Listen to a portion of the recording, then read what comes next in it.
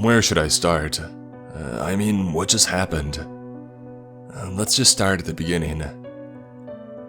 My name is Leo Thompson. I'm a researcher on deep-sea creatures. Yesterday we discovered something in the Mariana Trench that can't face the daylight. Everything I'm about to tell you is highly classified, and I signed papers to not tell anybody what happened. Well, I'm about to break that. I'm going to tell everybody the truth. 9 a.m. I woke up on this wonderful day on board of the Lucy. And before you guys all start joking, no, she isn't my wife. She is a specially made ship for deep-sea discovery, under the command of Captain Marks. My day started normally. I came out of my bunk, got dressed, and I walked to the canteen. There I met my fellow researchers. We all just had our coffee and were chatting a bit when the head researcher, Dr. Hendrick, came walking in. The conversations all died out and the room became quiet as he walked to the little stage in the room. There he spoke with his calm voice. We have arrived at our destination. Welcome to the Mariana Trench. Everybody sighed out of relief. John, one of the researchers from my team, whispered to me. I thought he was going to bring some bad news. Yeah, me too, I said. I thought he was going to say that the submarine broke or something. John said, laughing out of relief. I laughed too. Let's just hope that there won't be any bad news on this mission, I said. Oh boy, was I wrong. If I had known what would happen down there, I wouldn't have gone. I would have jumped in the nearest lifeboat and pedaled away. 10 a.m. My walkie-talkie sprang to life. Team 1 meeting in room 22, immediately. I looked at John and he had a confused look on his face. Why would they want to speak to us when we are going to be departing to the bottom in only 2 hours? I don't know. Let's just hope that it's nothing to worry about, I said. We rushed into room 22. Sorry, sir, we were on the other side of the ship, I said to Dr. Hendrick. No worries, you guys are the first here. I'm still waiting on the other 3, Dr. Hendrick said. John and I sat down at the big table and waited for the other members of our team to show up. About 5 minutes later, Angela, Callie, and Ethan rushed in, all of their foreheads covered in sweat from running. Sorry, sir, we were busy with something and we didn't hear the call, Callie said while catching her breath. Well, sit down, otherwise this won't be a nice meeting, said Dr. Hendrick while pointing to the 3 seats next to ours. Ethan sat next to me. I smiled to him and asked him, So, how was your time with Callie? I asked while barely holding my laughter. You son of a bitch, he said. You know we didn't do that. It's forbidden on the ship. Oh, that's what you always... I couldn't finish my sentence before Captain Mark stepped into the room and yelled, Quiet! We were all silent within a second. Thank you, Mark said before continuing. Ladies and gentlemen, I want to introduce you to sonar engineers McClark and Hogant. They are from Team 4. Thank you, Captain. Gentlemen, everything you are about to hear is highly classified. Do you understand? McClark said with a deep voice. We all nodded our heads and he proceeded. So, as you know, my team has done some underwater scans in the trench to look for any dangers or any abnormal things. When we got the scan back, we could see an abnormal figure down there. We don't know what it was, so we are tasking your team to take the submarine and go down there, Hogan said. It was quiet for a second, and then Angela asked if it was a dangerous mission. Of course they said it was completely safe. It was only reconnaissance. Okay, I said. Let's do this. Let's write history. Before we knew it, the captain had about 20 papers out that we had to sign. We first had to sign those 20 papers before we could get our gear and get ready to meet the unknown. 12 a.m. We got ready to enter the submarine and descent into the depths. John started laughing when he saw Ethan struggling to get his suit on. "You alright, mate? Looks like you're having some struggles with your suit," John said while laughing. "Screw you, John," Ethan said. We all got into the sub. It was an older model which can hold up to 5 people and has enough oxygen to last 20 hours. Although it's older, it still worked fine. It can descend to 10,000 meters or 36,201 feet. Not that we needed that much. The depth of the structure is only 5,600 meters or around 18,000 feet. We could do the dive in about 9 hours, so we only took 10 hours of oxygen, just in case something went wrong. The mission control gave us permission to descend towards the bottom. So, one big push on the lever, and we were going down to the depths of the oceans. Going down is one of the most exciting but scariest feelings in this profession. The most exciting part is that you can discover the unknown, explore the weird things of this world, and see the unexplainable. The scariest part is that you are going to be open, unprotected to those unexplainable things. 2 p.m. When you are descending, you can see the light disappearing for the sun, slowly fading away into nothingness. Believe me, that's when you get the feeling that if anything goes wrong, you're on your own and you're a dead man. That feeling is what I got when I looked outside of the sub, the darkness just slowly creeping in. I jumped when Callie sat next to me. I hadn't noticed her coming towards me. "What are you looking at?" "Oh, nothing. Just a bit nervous about what we're going to find down here. I mean, what could it be? Even Team 4 doesn't know what it is. It could be anything." "Hey mate, don't be such a nerd. It's gonna be cool. Maybe we're going to find a new fish. I think Callyfish is a good name for it." "No, it isn't," I said jokingly. "That's the worst name I've ever heard."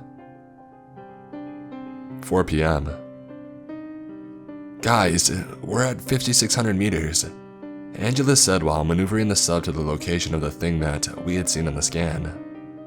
Finally, John sighed while putting down his cup of coffee. "Let's see what all the fuss is about." After turning the sub 70 degrees to the west side, Angela screamed. In front of her was some weird humanoid creature. It looked to be slimy with a white color. It had an antenna on top of its head. At the end of the antenna was a light. It quickly scurried away after the light of the submarine shined on its weird white body. We were all quiet for a second. "What the hell was that?" Ethan screamed while picking up the radio. "Mission Control.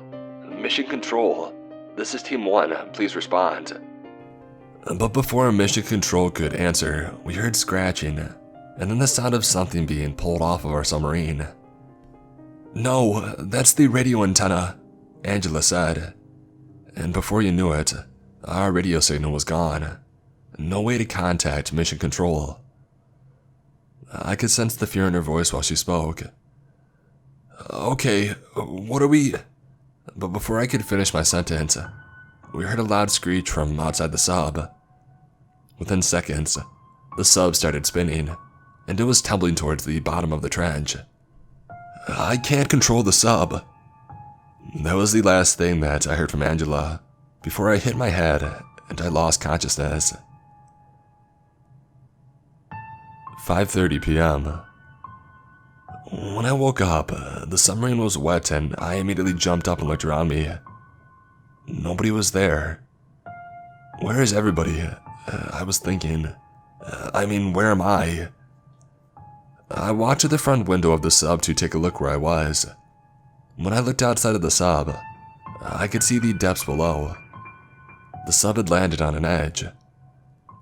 I immediately stepped back to balance out the sub, and then I looked at the depth finder, and my jaw fell right open. 9,950 meters, roughly 33,000 feet. Let's just say that I cursed a lot after seeing that. After ranting for 5 minutes, I came back to my senses, and then I noticed it. That light outside of the sub. I had to look very hard, but I could see it barely. It was so beautiful to look at. But then I heard the voices. Very soft but gentle, but slowly increasing in volume. Slowly coming closer to the submarine. Leo, come outside and play with us. When I looked out the window again, I saw the bodies of Callie, Ethan, John, and Angela floating in front of the sub. They were all looking at me. And then they did something that I will never forget until the day that I die. They smiled. That damn smile. So fake but so heartwarming and welcoming.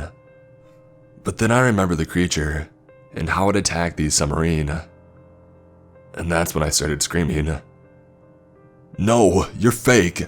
I don't want to play your stupid game. I guess the creature noticed that I hadn't fallen for its trick because it dumped its human puppets and started attacking the sub. Loud bangs and screeches could be heard outside the submarine. It was trying to get in. I quickly realized that my team was gone, and that I would have to go back to the surface. And then I remembered something from basic training. Our sub had a built-in flare system that it used to scare creatures away. So I immediately fired a flare towards the creature. Seconds after that, I heard another loud screech and I knew that it was my cue to go. I fired up the engine that luckily came back to life. I pulled the nose up of the submarine and I went full speed. While I was driving, I could hear the creature swimming after me. When I looked in at the monitor that displayed the back of my vehicle, I could see the creature was right on my heels. I fired another flare towards the creature. It screeched, but lucky for me, it followed the flare. When I finally thought that I was safe, I could start to feel my head hurting. After struggling for a few seconds, I passed out. 12 a.m. After waking up screaming, I was back on board of the Lucy, laying in a hospital bed. A doctor came rushing towards me. They explained to me that when they saw the sub rising from the sea, they thought that we were all okay. But they were shocked when they found only me knocked out from sickness. After a short while, agents of the FBI came to ask me a few questions, but I couldn't answer them. They later said that I was hallucinating because of the pressure difference, but I know what I saw. I know that that thing is real. I know that it will kill me when it gets the chance.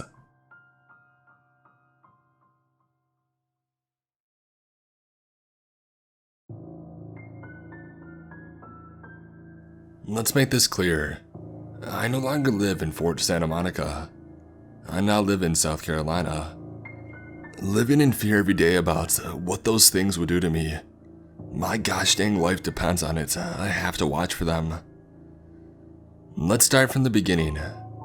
May 9th, 1999. Fort Santa Monica, California. 11:23 a.m. I was sitting in my room reading Stephen King's The Shining. Cheesy, I know. I was reading happily, studying over every word as I flipped the pages. And then I heard it. The one sound that I will never forget. A soft but audible roar from under my feet. I quickly stood up and I looked under my feet, moving my chair and my carpet. And then I saw it. A trapdoor with old rotted wood. A rusty knocker that also served as a handle, with rusty latches barely holding on, and it also had a strange mark in it. It looked like something from the Necronomicon, but with more diagonal lines and something that looked like a deer skull, but different. I had been hunting and I had completely skinned a deer skull once. Hell, I even had it on my nightstand. Next to my old hunting rifle, I had glued the antlers on it in a way that made them wrap around the barrel. I bent down and I swiftly opened the trapdoor to reveal an old dusty and webbed stone staircase, the walls covered in a faint red color that I can only assume was from blood. There was the smell of rotting and burning flesh. I nearly vomited. God, the smell. I closed the door and I rushed upstairs, grabbed my rifle along with a half-full box of .308 ammunition, and headed back downstairs, opening the trapdoor again.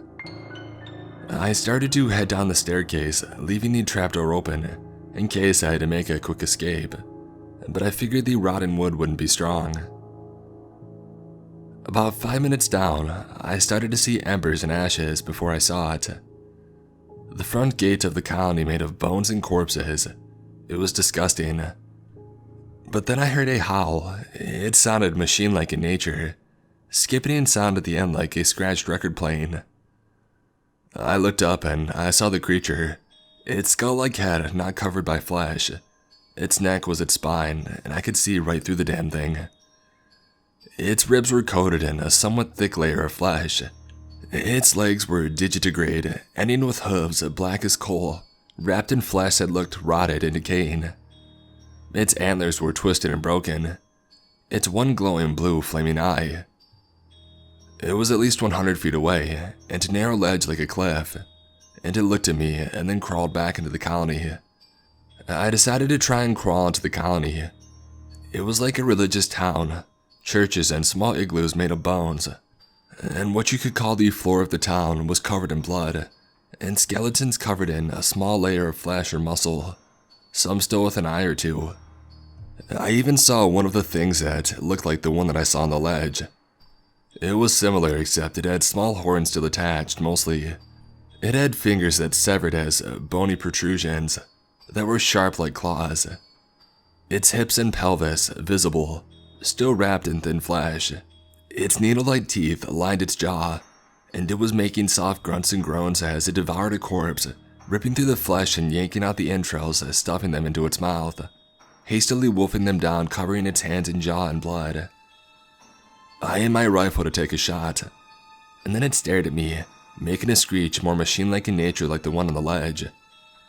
I took a shot, and it echoed, and it fell just like that without a grunt or a noise. I ran back towards the stairs quickly, shuffling up them and slamming the trapdoor.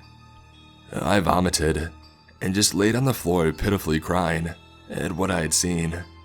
I made sure to lay down the carpet and my chair, along with my mom's old cross in the middle of the symbol on the trapdoor.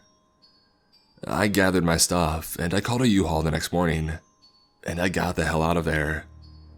I now live in South Carolina in a small house with crosses on my walls, and every night I still hear that roar. I know they're coming for me.